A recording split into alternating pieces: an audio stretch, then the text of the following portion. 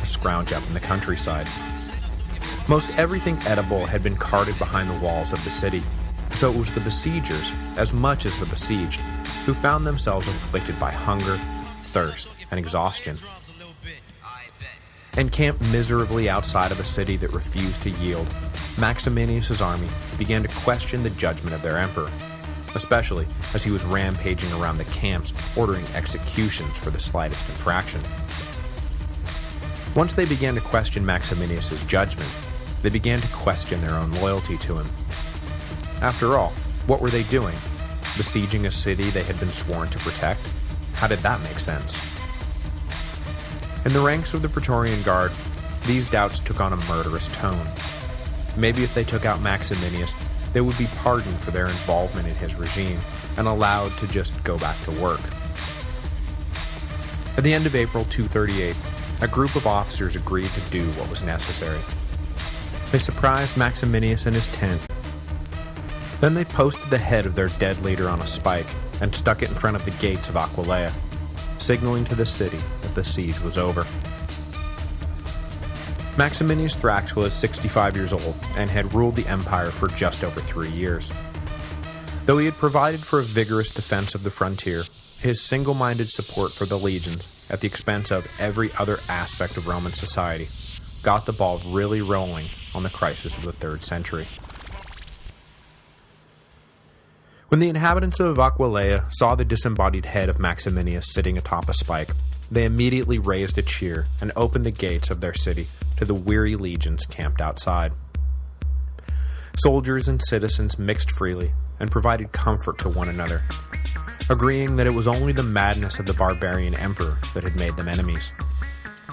It was a really touching scene that would have been even more touching had it had any lasting impact at all. Had this actually been a defining moment, where the soldiers realized that their job was the protection of the empire, not the acquisition of immense wealth at the expense of the empire. But this touching moment of contrition was made possible only by the fact that the soldiers had lost.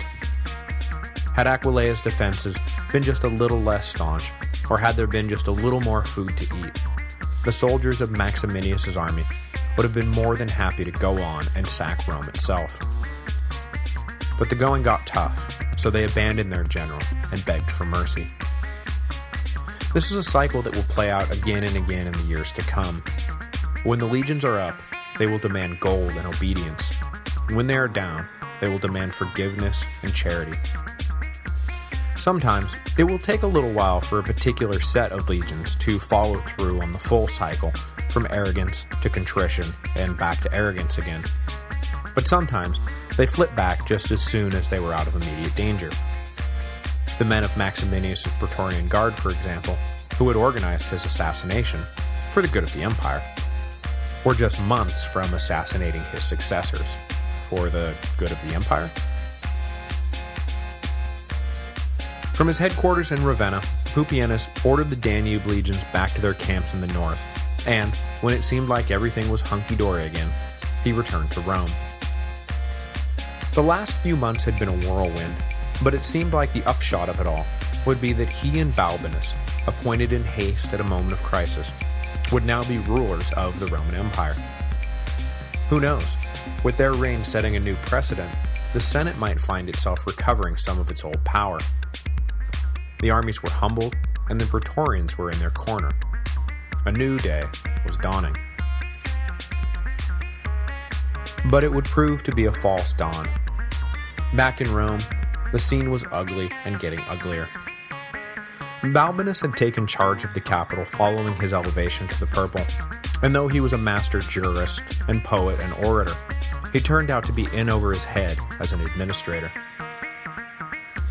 The political upheavals of 238 had caused numerous disruptions to the services that most Romans took for granted, and Balbinus had been unable to sort it all out and get things running smoothly again.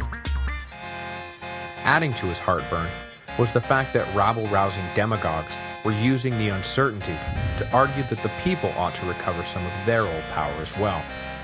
After all, would defeating Maximinius really deliver them from tyranny if the Senate, and the Senate alone, reaped the political benefits?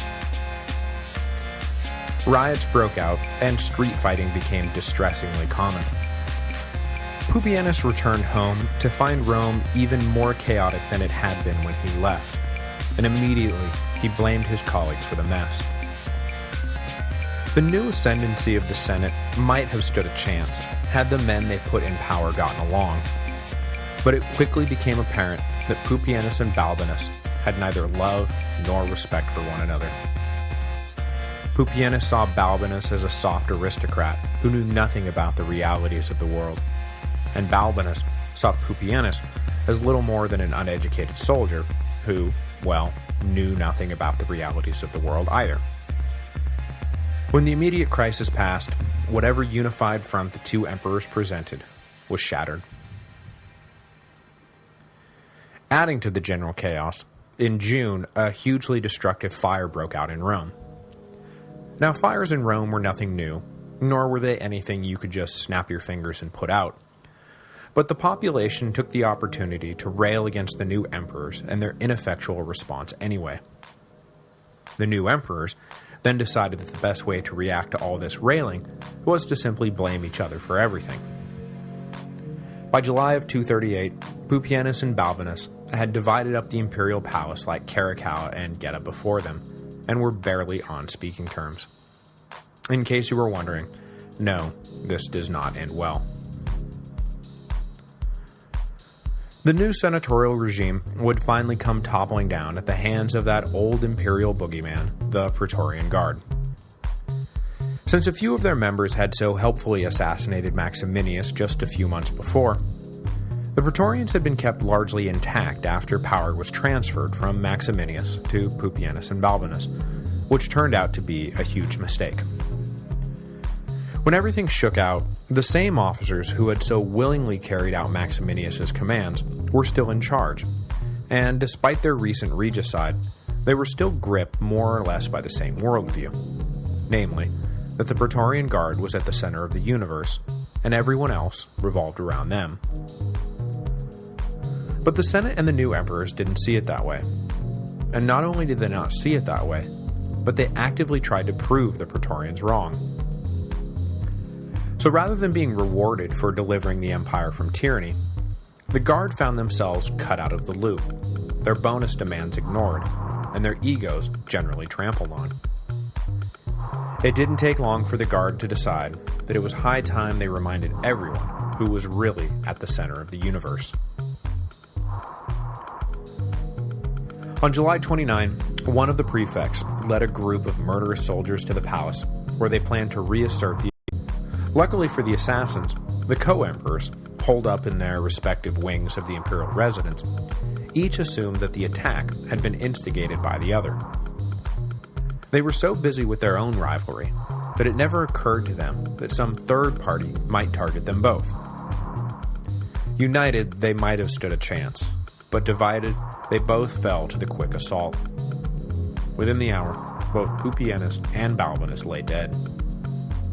Both were in their mid-60s and had ruled the empire for just about 4 months. The sudden murder of the two emperors came as a complete shock to the Senate, the people, and the armies of Rome. But it came as the greatest shock of all to young Gordian III, safely ensconced in his own house in the city. The Praetorians had not rushed into their assassination plot without thinking things through, and Gordian's position as Caesar and heir seemed like the perfect cover for their crime. As I mentioned last week, the boy was in place because the people had demanded his inclusion in the new regime. So all the Praetorians had to do was leave the kid untouched, and everything would just work itself out naturally. Young Gordian was already in the people's favor, so the Guard wouldn't have to worry about a popular backlash, and since the new emperor was also only 13 years old, they wouldn't have to worry about him having too much of a mind of his own either. In Gordian, they saw the potential for a popular puppet who they could make dance whatever dance they saw fit. As soon as Pupienus and Balbinus were dead, the Guard made a great show of acknowledging Gordian III as their sovereign. The people cheered, the Senate groaned, and life went on. Like the recently deceased Alexander Severus, Young Gordian III found himself declared emperor before he had the education or the experience necessary to rule properly. It was thus left to his mother, Antonia Gordiana, who was the daughter of Gordian I and the sister of Gordian II, to navigate her son through the snake pit of Roman politics. As wily a politician as Julia Mamaea had been, Gordiana somehow managed to play the Praetorians and the Senate off each other, and while the former wielded considerable influence, they found themselves still answering to a cadre of senators who formed the de facto governing council that controlled the empire during the first few years of Gordian's reign. The Praetorians had not become the puppet masters they dreamed of being, but neither were their sensitive egos trampled to the point that they really wanted to do something about it. Plus, the murders of Pupienus and Balbinus had been made possible in part by the existence of the popular Gordian waiting in the wings. If they killed Gordian, well, that wouldn't trigger thankful applause so much as it would trigger vengeful riots. Thus, an uneasy peace took hold in the city. The people were happy with their young prince, the Praetorians were temporarily held at bay, and the Senate kept a watch on daily administration. But everyone had an eye on everyone else, and they were all waiting for the other shoe to drop.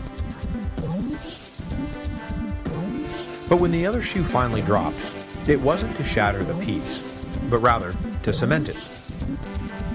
In 240, a brief revolt broke out in the province of Africa, led by an aristocrat named Sabinianus.